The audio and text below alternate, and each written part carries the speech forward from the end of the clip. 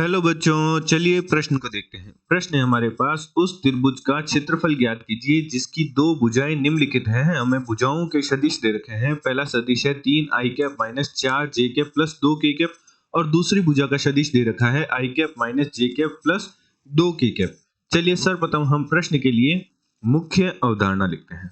मुख्य अवधारणा, तो हमारे प्रश्न के लिए मुख्य अवधारणा हो जाएगी किसी त्रिभुज का क्षेत्रफल जब उसकी दो भुजाओं के सदिश दे रखे हों। मान लीजिए हमारे पास एक त्रिभुज है ए बी सी, जिसकी बीसी भुजा का सदिश हमारे पास है ए सदिश और बी ए भुजा का हमारे पास सदिश है मान लीजिए सी सदिश है। तो हमारे पास त्रिभुज का क्षेत्रफल बराबर होगा किन्हीं दो भुजाओं के सदिश गुणनफल के परिमाण का आधा, अर्थात ए सदिश का सी सदिश के साथ सदिश गुणनफल के परिमाण का आधा हमारे पास त्रिभुज का क्षेत्रफल होगा। तो निम्न सूत्र की सहायता से हम त्रिभुज का क्षेत्रफल ज्ञात करेंगे।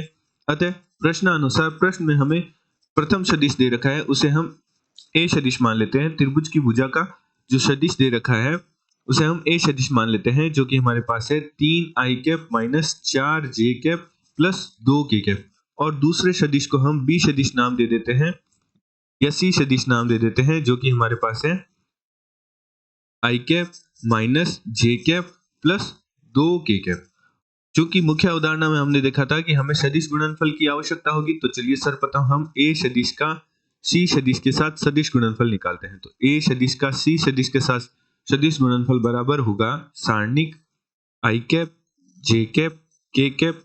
a सदिश के i cap j cap k cap के गुणा जो कि है 3 माइनस 4 2 और सी सदिश के i cap j cap k cap के गुणांक जो कि है 1 माइनस 1 2। तो सारणिक को हल करते हैं और a सदिश का c सदिश के साथ सदिश गुणनफल का मान निकालते हैं। तो i cap minus 4 2 minus 1 2 minus j cap 3 2 1 2 plus k cap 3 minus 4 1 minus 1। तो गुणा कुछ इस प्रकार होगी कि माइनस 4 की गुणा 2 से माइनस 1 की गुणा 2 से, 3 की गुणा 2 से माइनस 1 की गुणा 2 से, 3 की गुणा माइनस 1 से, माइनस 1 की गुणा माइनस 4 से। तो चलिए हल करते हैं और मान निकालते हैं। तो हमारे पास प्राप्त होगा i cap minus 8 minus minus 2 minus j cap 3 दूनी 6 minus 2 plus k cap minus 3 और हमारे पास प्राप्त हो जाएगा माइनस माइनस 4।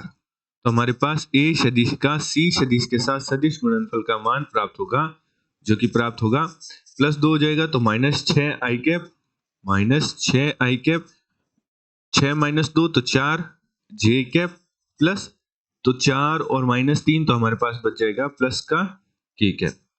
तो हम अब हमें a सदिश का c सदिश के साथ सदिश गुणनफल निकाल लिया, तो हमारे पास एक सदिश प्राप्त हुआ। अब हम a सदिश का c सदिश के साथ सदिश गुणनफल का परिमाण निकालते हैं। तो हमारे पास a सदिश का c सदिश के साथ परिमाण बराबर होगा वर्गमूल i के गुणांक का वर्ग। तो हमारे पास i का गुणांक था माइनस 6 का वर्ग, j के गुणांक का वर्ग तो माइनस 4 का वर्ग और k कैप के गुणांक का वर्ग अर्थात 1 का वर्ग। तो हमारे पास वर्गमूल में मान प्राप्त होगा 36 प्लस 16 प्लस 1। तो जोड़कर हल करने पर हमारे पास मान प्राप्त होगा 53।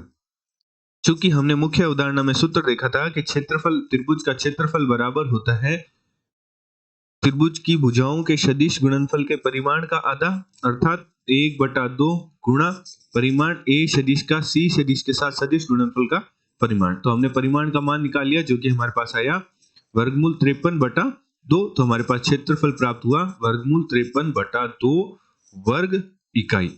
आशा करते हैं आपको प्रश्न का हल समझ आया होगा। धन्यवाद।